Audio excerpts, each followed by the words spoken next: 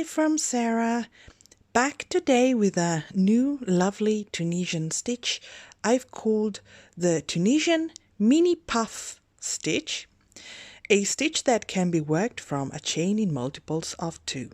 So let's get started. Here I have started with a standard foundation row in Tunisian crochet of 18 stitches. As usual, I will leave all useful links of all techniques and stitches used in this video, both in the descriptions below and in the top right hand corner of this video itself. So, the foundation row for me always counts as row number 1. In row number 2, we will start with the stitch pattern right away. First loop on the hook already counts as stitch number 1.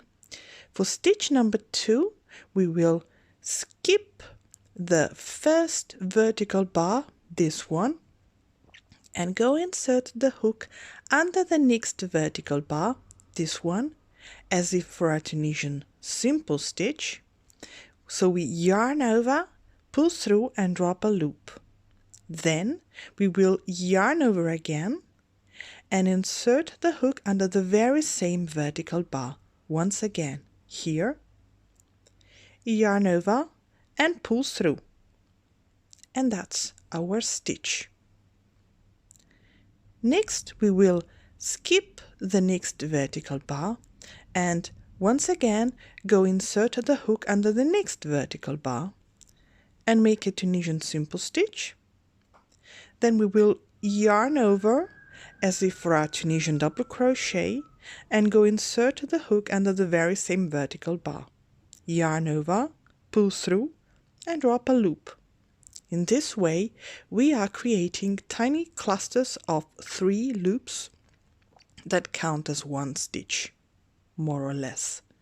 And this is how we proceed until the end of our forward pass. So skip next vertical bar,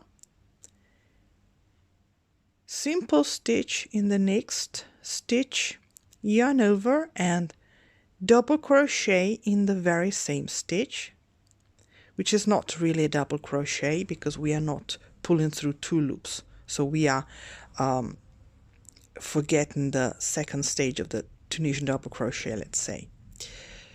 Skip next stitch, insert the hook, yarn over, pull through and drop a loop, yarn over, insert the hook under the vertical bar, yarn over and pull through. Skip and create the stitch in the next vertical bar. Skip, Tunisian simple stitch, yarn over, insert in the same, yarn over and pull through. Skip, yarn over, and that's it. Now we've reached the end of our forward pass almost. So once again we skip this stitch here and go create our stitch pattern in the next stitch, just like before. Now we will very simply make a neat closing stitch in that last border stitch. So we go with the hook under both the front vertical bar of that border stitch and its back vertical bar. Yarn over, pull through and drop a loop. Now for the return pass, it's done like this. So we yarn over and pull through 1 loop only first, then we yarn over and pull through both the 1 loop on the hook and the cluster of 3, like so. Now we chain 1 and repeat what we have done here. So we yarn over and pull through the 1 loop on the hook and the first cluster of 3, like this. Once again, chain 1, yarn over and pull through those 2, chain 1, yarn over, pull through 1 loop and 1 cluster together, chain 1, yarn over, pull through, chain 1, yarn over, pull through, and so on. Okay, now I'm left with 2 loops on the hook. What I do is I chain 1 again, yarn over and pull through those 2 loops together. And that's row number 2, sorry. In row number 3, we will begin like this. We will make a full stitch in the first space between the border stitch here, right, and the first cluster underneath. So here, full stitch, and then just like before, we will yarn over and insert the hook once again in the very same space, yarn over, pull through, and drop a loop, creating this first tiny cluster of 3 loops on the hook. Now we will skip the next cluster and again insert the hook as if for a Tunisian full stitch in the next space between clusters. Full stitch, then yarn over, insert the hook in the same space, yarn over, pull through, and that's our tiny cluster. And this is how you'll proceed until the end of the forward pass.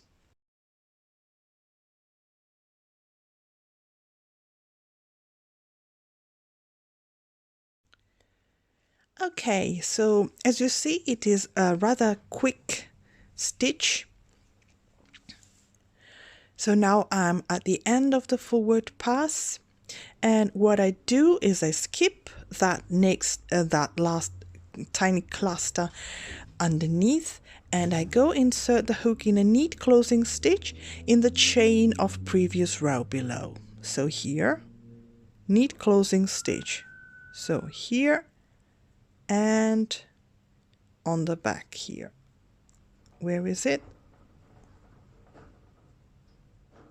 There. Okay. Now we yarn over and pull through, and this time we will chain 2.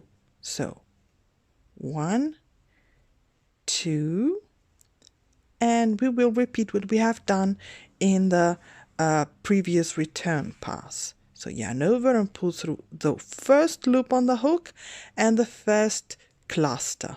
Then we chain 1, yarn over and pull through 1 loop and 1 cluster together. And now we will repeat this movement until the end of the return pass and until we are left with 2 loops on the hook again. So pay attention here. Don't forget that you had started with a border stitch right, as always. So 2 loops on the hook. Now I will simply yarn over and pull through those 2 together. Okay, so this is a staggered stitch in a way, a little bit like the Tunisian full stitch. So pay attention here. So that was row number 3, the second repetition of this stitch, which is very, very easy, as you can see. The only thing where you need to pay attention is basically at the beginning and at the end of the row. So has to have it correctly staggered, as I said. So in row number 4, the next row repetition, you would start again by skipping the first cluster and insert the hook in the next space and make a full stitch, then yarn over and insert the hook again in the same space. Then skip next cluster and go proceed like this till the end of the row.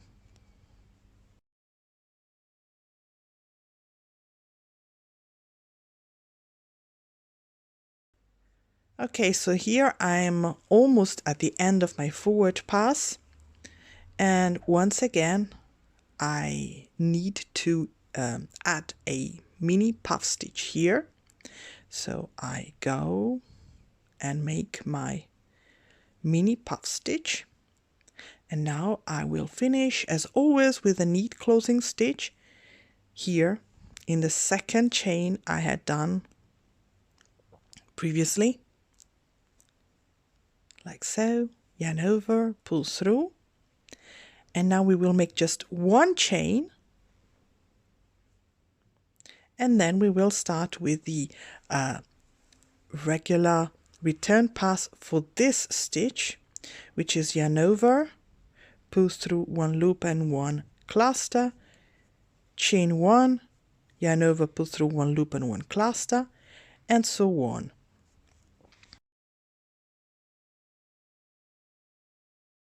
Two loops on the hook. In this case I will chain one again and yarn over and pull through two.